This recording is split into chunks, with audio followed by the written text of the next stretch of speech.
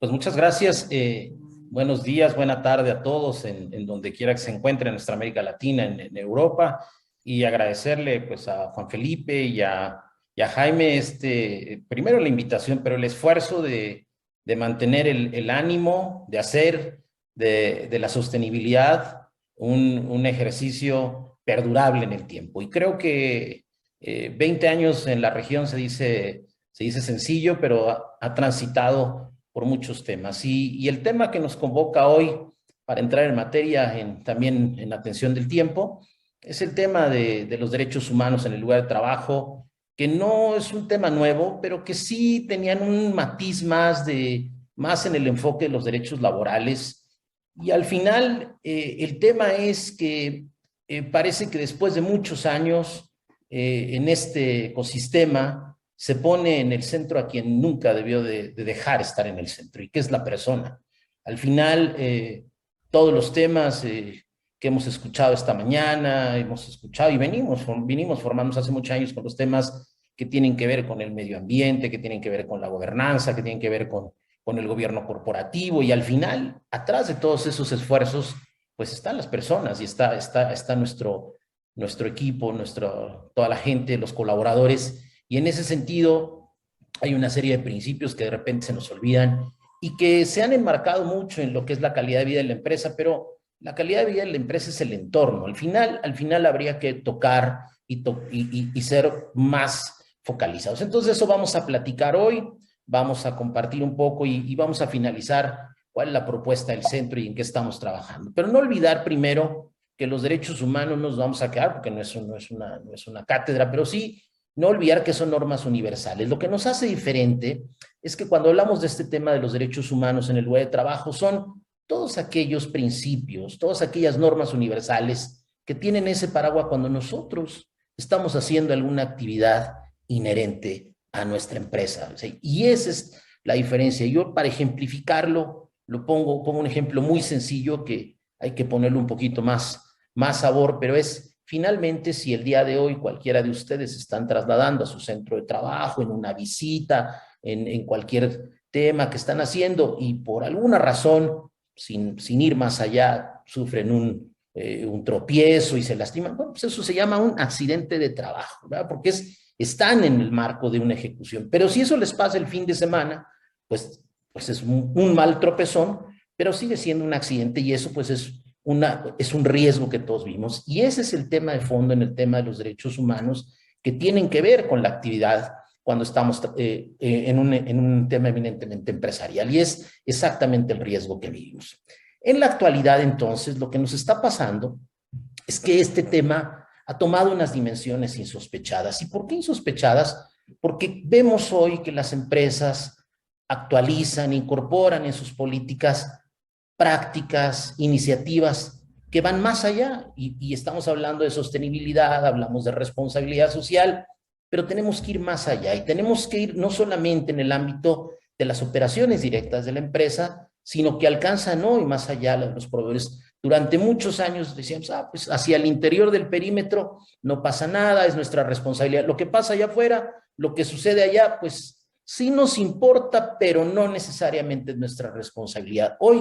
Hoy sabemos cómo son los mercados internacionales, la comunicación, y en ese sentido los derechos se han convertido en una exigibilidad y reconocen ese alcance que va mucho más allá de lo que estamos hablando. Y en ese caminar hay componentes o actores clave que tienen un poder de decisión en cómo la empresa mira, trata y gestiona estos asuntos. Y en ese tema es cuando la empresa voltea a ver y dice, caray, hoy el mercado, sí, puede ser muy competitivo, puedo tener el mejor producto, pero ¿cuáles son las condiciones en las que mi producto o mi bien llega a las manos del consumidor final? ¿O en qué y cómo lo pongo y cómo lo coloco en el mercado? Y en ese sentido, ese es el desafío y ese es el cambio. Y entonces ahí nos volvemos a encontrar con que esa cadena de suministro, esa cadena que le va generando valor,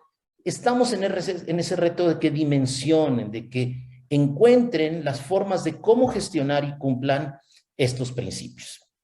¿Cómo se orienta esto? Bueno, pues, básicamente No hay cambios fundamentales, sino simplemente que los discursos, que eso que se incorpora en la política sea palpable, sea trazable, que nosotros lo podamos ver, pero que sobre todo las personas fomente oportunidades, la dignidad de la persona, y que por otro lado, el cumplimiento no tiene que ser para mi comprador, no tiene que ser para el mercado, tiene que ser un esfuerzo sostenible que me asegure la permanencia en todo lo que nosotros estamos haciendo. Y en ese sentido, en la última década han pasado muchas cosas. Las declaraciones universales son muy viejas, pero las convenciones de la OIT, que es donde se le da legalidad a esto, tienen mucho más tiempo, igual que los principios del Pacto Global. Pero hace prácticamente estamos llegando al año 11, se acordaron entre los países unos principios rectores sobre las empresas y los derechos humanos.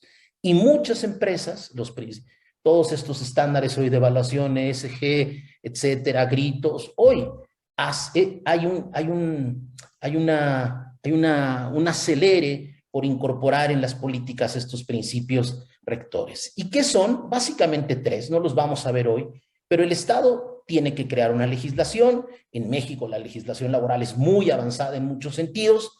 Después podemos platicar, y en nuestra América Latina, de cómo se va avanzando en el cumplimiento, pero viene el papel fundamental de la empresa, es de cómo se vive y convive en el día a día y cómo se hace y gestiona esto.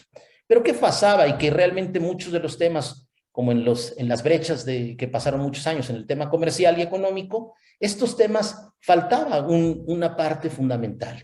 Y esa parte es que hubiera los mecanismos de denuncia que acompañaran con recursos adecuados y efectivos para que cuando hay una violación de los derechos laborales, las personas dijeran, oye, ¿cómo me vas a solventar? Y esa es la famosa remediación. Entonces, si hay un cambio, lo vemos hoy. Esto no es nuevo, para que se den cuenta. Si ustedes ven, la mitad de los principios del Pacto Global tienen que ver con derechos humanos y con normas laborales. Así de simple, no los vamos a ver a detalle.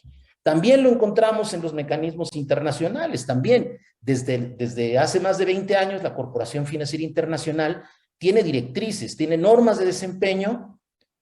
La pregunta es, ¿cómo se hacían esas normas de desempeño? ¿Cómo se interpretaban esas normas de desempeño? ¿Cómo se hacía ese tema de progreso para poder ir avanzando? Hoy, la comunicación, la globalización, todo lo que está sucediendo, pues hace que sea el público consumidor y los sectores económicos mucho más críticos en su escrutinio, en su visión. Los objetivos de desarrollo sostenible que hace unos momentos platicaban tienen uno fundamental que tiene que ver con el trabajo decente. Y el trabajo decente atrás tiene exactamente lo que hablamos.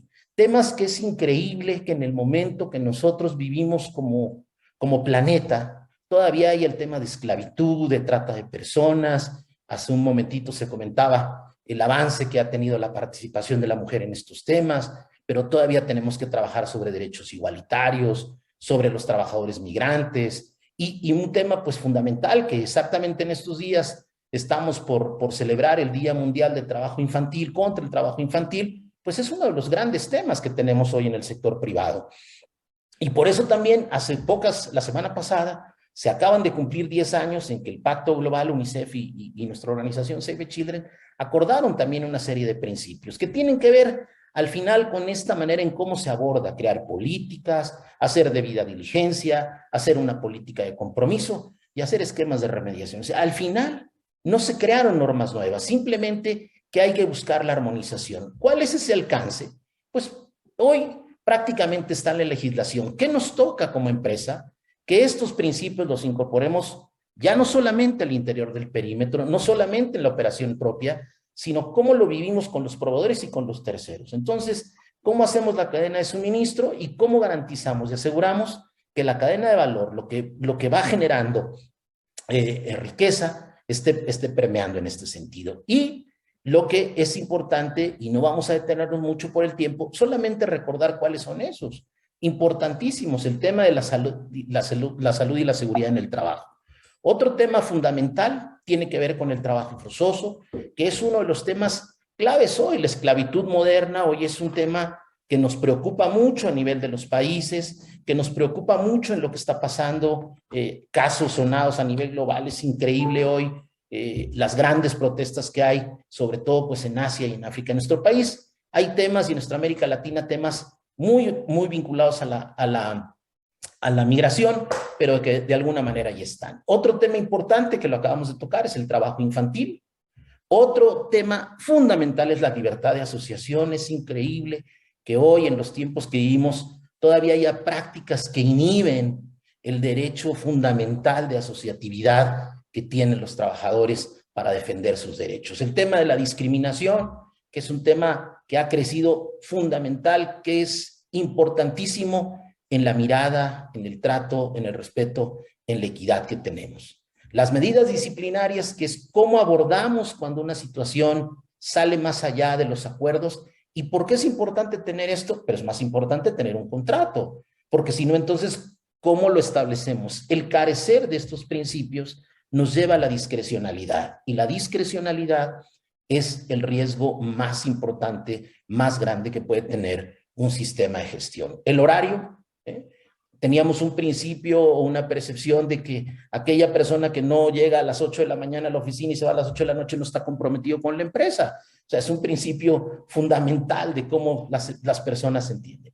Y un tema crítico ahora, que es el tema de la remuneración, y que estamos avanzando una corriente global sobre todo lo que tiene que ver con el salario digno, o que tiene que ver con estos nuevos principios, sobre todo de los productores de pequeña y mediana escala.